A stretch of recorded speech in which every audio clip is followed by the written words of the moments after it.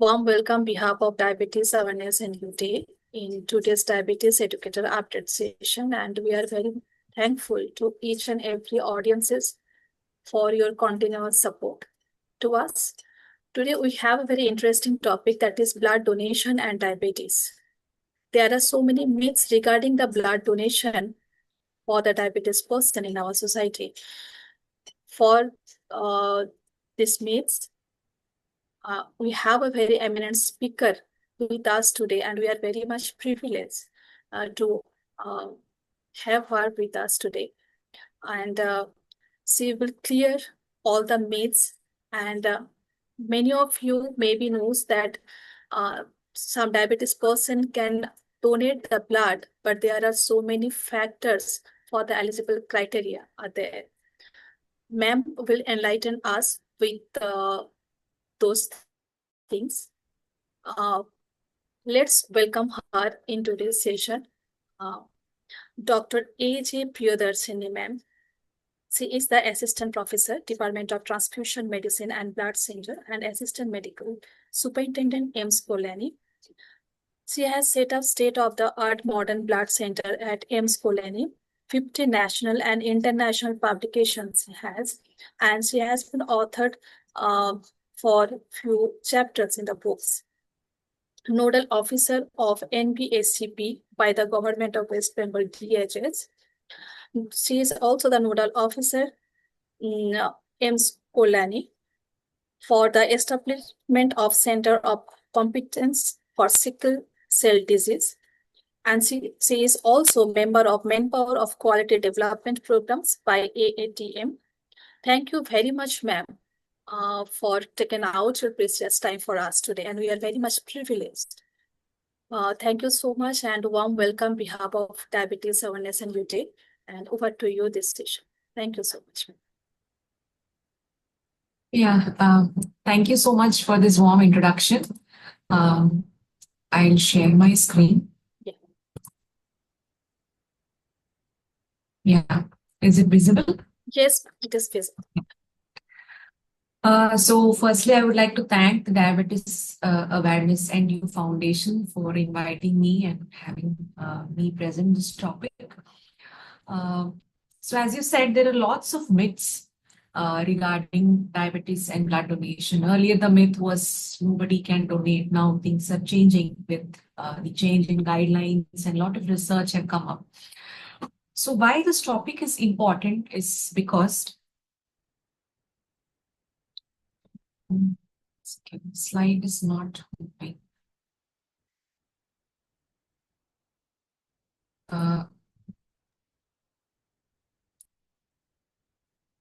Can you please stop share and again reshare? I think that will work.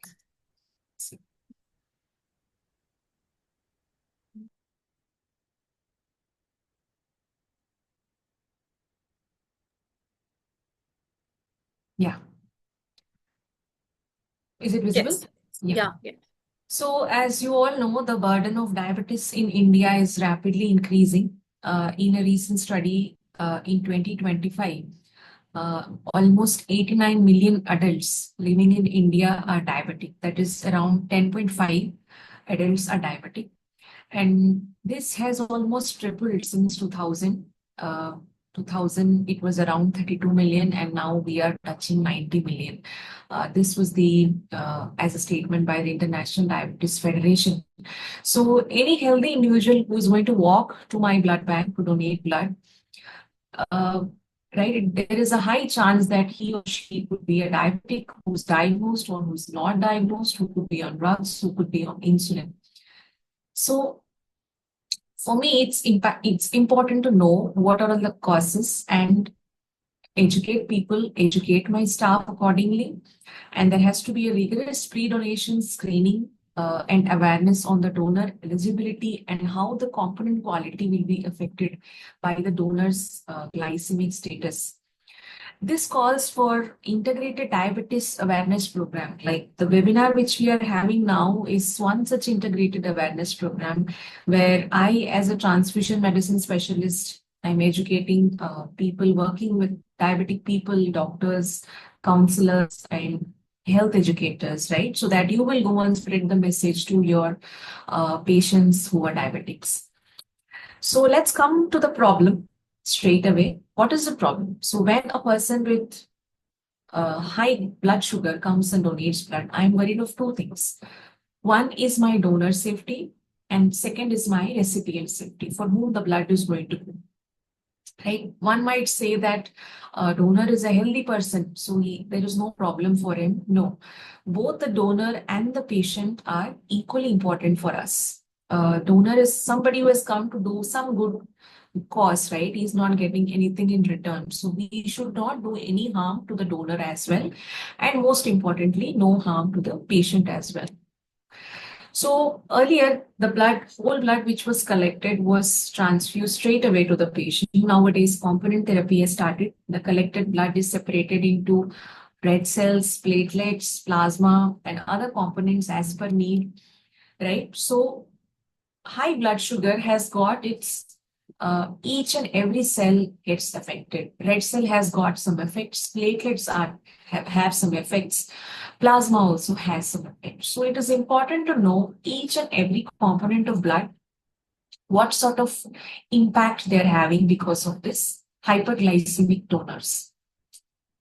So first and foremost, the most important component which we are worried about is the red blood cell. That is the component which is most often transfused, right? PRBC units.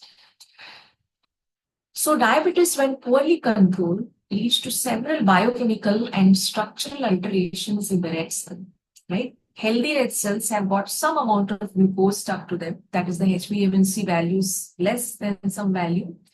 In uncontrolled diabetics, the HbA1c is a higher value. That means large amount of glucose are stuck to the cells as compared to the normal levels.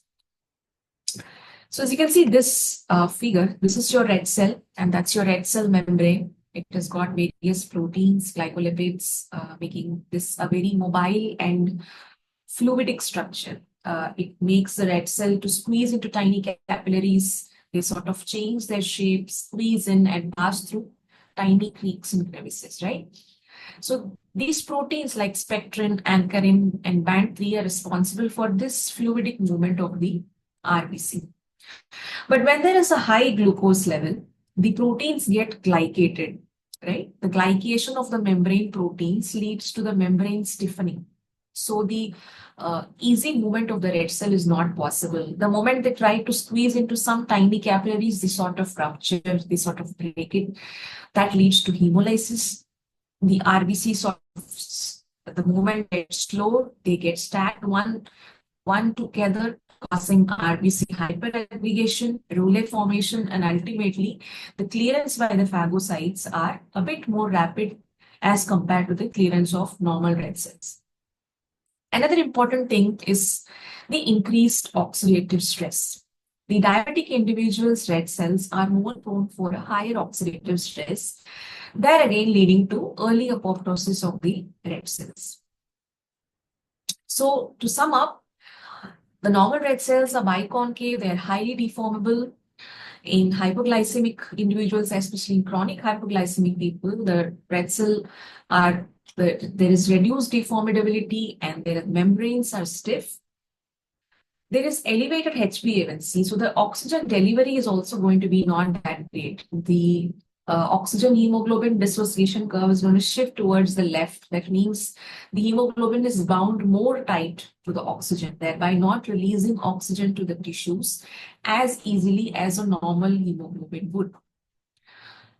And increased oxidative stress going to damage the red cell membrane, higher tendency to aggregate, and the shelf life, the normal red cells lifespan in the body is around 120 days.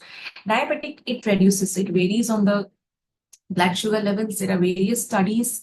So you can say somewhere approximately by 70 to 90 days, the red cell gets destroyed. And it's even more less when the hyperglycemia is significantly higher. So now we have seen that red cell becomes slothy and sloppy, but platelets, on the other hand, they get hyperreactive, right? So in hypoglycemic individuals, the glycoprotein 2b3A, that's the main receptor on the platelets, is responsible for clot formation gets increased in number, right? They're going to be increased clot formation, increased aggregation, and the nitric oxide, which is a sort of an inhibitory signal to prevent hyperactivity of these platelets. There is resistance development to nitric oxide. So red cells get slow, platelets get hyperreactive, hyperglycemics.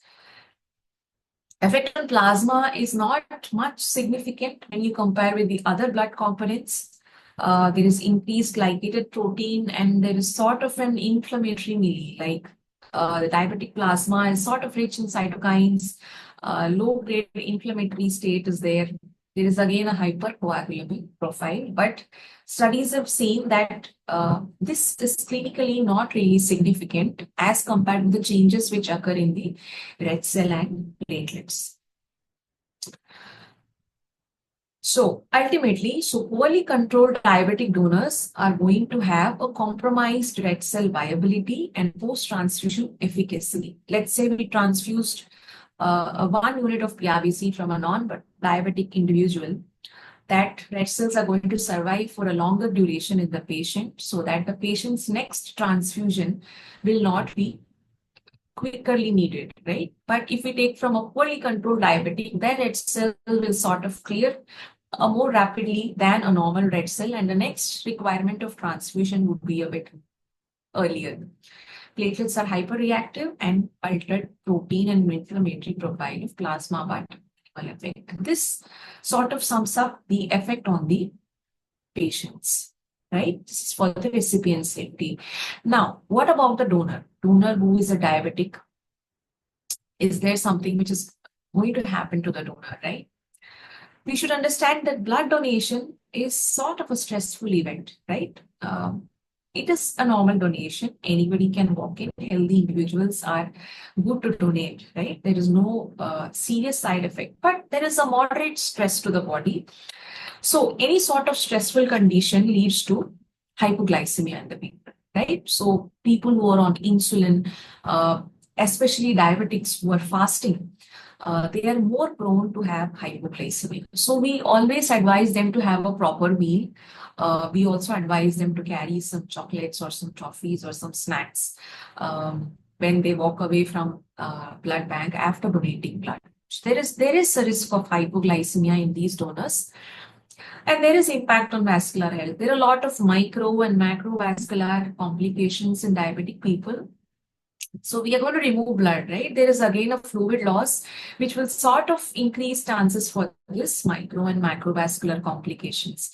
That is why any donor who has got an end organ damage, let's say he's got a diabetic retinopathy, diabetic nephropathy, or any other macro or microvascular complications, we do not advise them to donate blood. Wound healing, all of you know that diabetic wounds are slow. It takes a lot longer time to heal, right? So the site of the needle puncture, the site from which we collect the blood, proper aseptic precautions have to be taken, and wound care instructions have to be given to diabetic individuals who donate blood. Orthostatic hypotension, right? So even a normal non-diabetic donor, when he or she donates blood, there is chance of vasovagal reactions. Vasovagal reaction is because there is a sudden loss of, let's say, 350 to 450 ml of blood. The body sort of thinks, okay, my body is losing blood. So there is a physiological response, like a syncopal attack, right? So that is known as vasovagal reaction, which is it's a common side effect to blood donors. In the diabetic donors, this chance increases because they are already orthostatic. They already have orthostatic hypotension. So diabetic donors are more prone for these vasovagal reactions, and it is even more riskier when the vasovagal reactions occur after they have left the blood center. If it happens during donation or immediately after donation, we are there to sort of help them out, sort of make them lie down, do certain procedures so that they get normal. But if they faint on the way back, let's say they're driving a car or two-wheeler, at that time, if orthostatic hypotension and vasovagal reaction occurs, that is a bit risky. That is why in diabetic individuals who have got autonomic neuropathy, we do not advise them to donate blood. Ultimately, there is research which says that the existing metabolic imbalance gets sort of aggravated, and that is why well-controlled diabetics on diet and on oral medications without any complications are only accepted to donate blood. So having said all that, can diabetics donate blood? Yes, the good news is yes, they can donate blood. But what do the guidelines say? Before 2017, the guidelines just said that any endocrine disorders, they are permanently deferred from donating blood. Permanently deferred means they can never donate blood in their life. But in 2017, the guidelines sort of changed. The latest guidelines is released in 2024, but the same diabetic clause is being maintained, which what was given in the 2017 guidelines. So diabetic people who are well controlled by diet and oral hypoglycemic drugs with no history of orthostatic hypotension, no evidence of infection, neuropathy, or vascular disease are good to go. They can donate blood, right? But if, let us say, the drug was changed, let's say last week, because the sugar was not controlled well, doctor sort of changed and put him on a new drug. They changed the dosage, they increased the dosage, let's say. At the time, we say, like, go back, let the drug act for 4 weeks, and still, if your blood sugar is under control, come back and donate blood. We do not want a donor who is just recently changed, and we do not know what is the effect on the blood sugar levels at that time. We do not advise them, but they can come back and donate blood when their blood sugar levels are controlled by the new drug or the new dosage. Diabetics requiring insulin and with complications involving multi-organs are permanently deferred. That is, they can never donate blood. Why? Because earlier, insulin was made from bovine source, right? So there was a thought that, bovine can sort of transmit prion disease and stuff like that. But now that the insulin is all made of recombinant technology, that worry is gone. There is no risk of prion's disease. But any diabetic who is on insulin, you all know better that there was some sort of recent stress which made the patient need for insulin, that the sugar levels was not controlled by oral hypoglycemics, that they had to shift to insulin. So anybody on insulin, it directly means that their sugar level is not being controlled by either diet or by the oral hypoglycemic drugs. So that is why we think that, okay, red cell changes will be happening, platelet changes will be happening, and anybody on insulin and multi-organ involvement, we do not advise them to donate blood. So WHO guidelines are also the same way. Well-controlled diabetic on diet and oral drugs are eligible to donate. Insulin-dependent and people with end organ damage are permanently deferred from donating blood. So practical consideration. Me as a transfusion medicine person, me sitting in a blood center, what should I be doing when a diabetic person walks in, right? So my pre-donation questionnaire, every sort of, all this comes out with proper eliciting history. I'll ask for the reports. I'll ask for when was the last drug changed, when was the patient's HbA1c tested. If at all they don't have reports, I'll sort of, ask them to go back and get the reports. Routine testing of blood glucose is not really recommended. It is not mandatory that for every diabetic donor walking, the blood glucose has to be estimated. If the blood center is equipped to do it, great. But you cannot say like, we will not take your blood without testing your blood glucose. It is not a mandatory test. Most important is to educate the diabetic population on what all harm they can do. Let's say if somebody walks in and they don't say that they are on insulin, or they don't say me that their glucose is not under control, right? And I take their blood, and it ultimately goes to the patient, right? So there has to be a trust. I have to trust my donor. The donor has to trust the system. So you all should go and educate your donors that a honest disclosure of their diabetic history is very important for both their safety and for the patient's safety.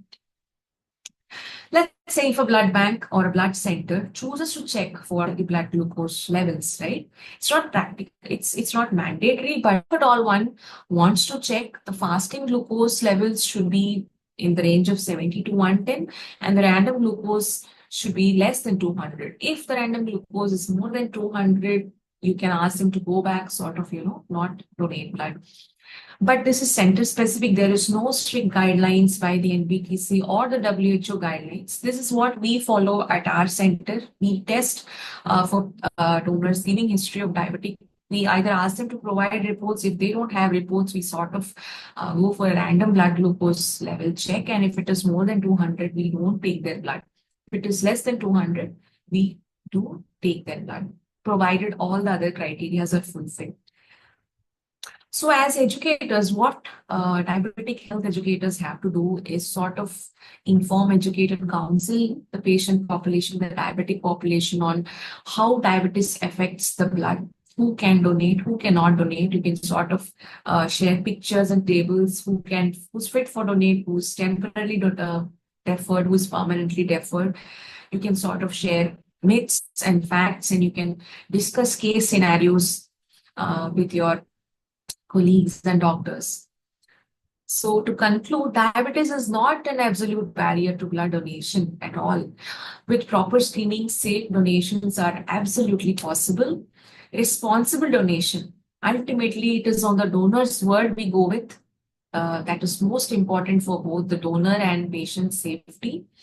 Continuous research. Whatever I presented today is based on the research available as on date, right? The next few years, some research might come, oh, people on insulin can also donate, or let's say diabetics can never donate. So the policies keep on changing. So continued research is very important for this updating guidelines and policies. With this, I conclude my talk. Thanks for the opportunity. I'm open to take any questions. Thank you so much for elaborate explain to this topic. Ma'am, there is a common questions like nowadays there are so many blood donation camp is happening on behalf of any organizations or any the club of the housing committee and something else.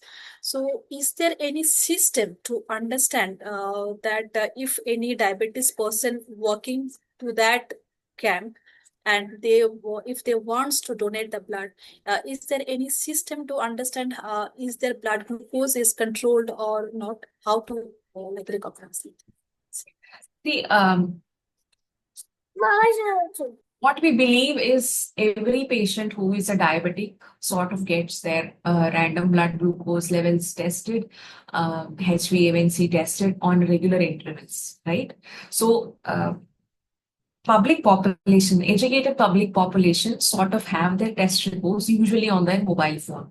Let's say we conduct a camp in, let's say, a rural area, right? We do organize blood donation camps in rural area where people do not have the test reports on phone.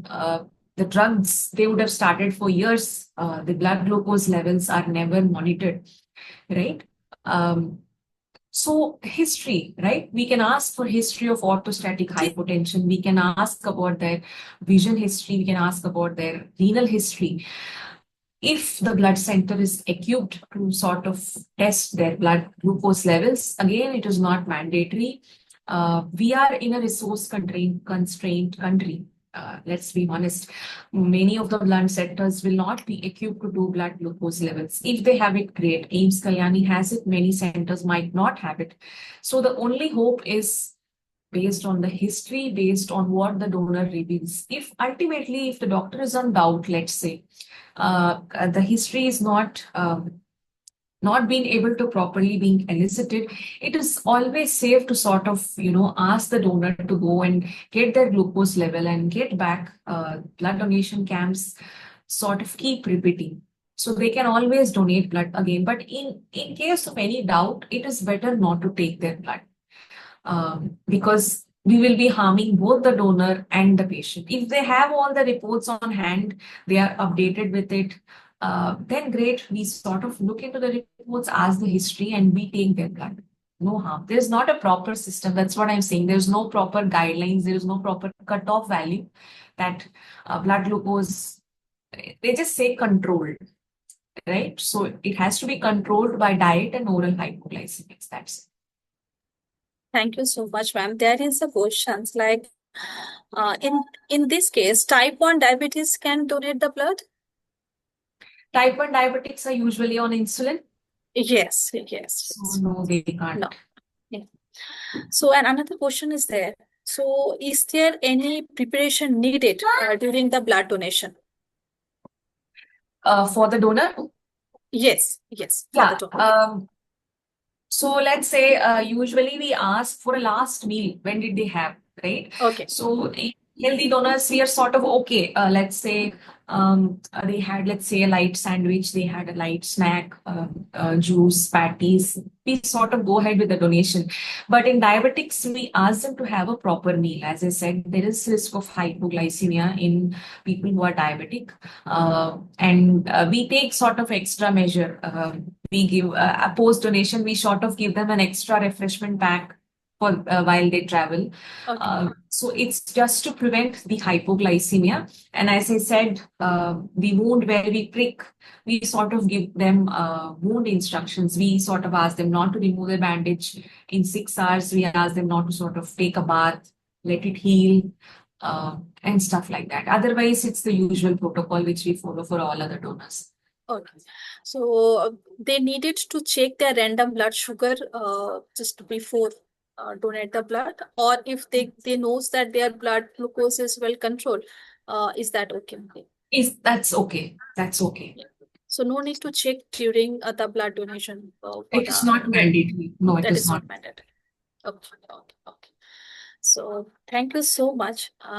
Those were the very common questions, and there are really there were so many myths. And as we are the educators, continuously we are our this is our responsibility to our the diabetes person, and we are very much thankful that you have enlightened us so many important points, which we never knew that it was.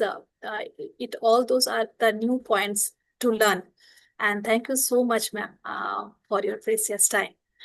Thank you. So Thank there are no more questions at present, and if any questions comes later, so I will definitely let you know. And if possible, please you. revert back with the answer, and I will uh, Definitely, forward to definitely. them. Yeah. Sure. So thank you so much, ma'am, and please take care. Have a Okay. good night, and thank you all the audiences to be there with us today. And we will meet again in coming Saturday with type 1 diabetes.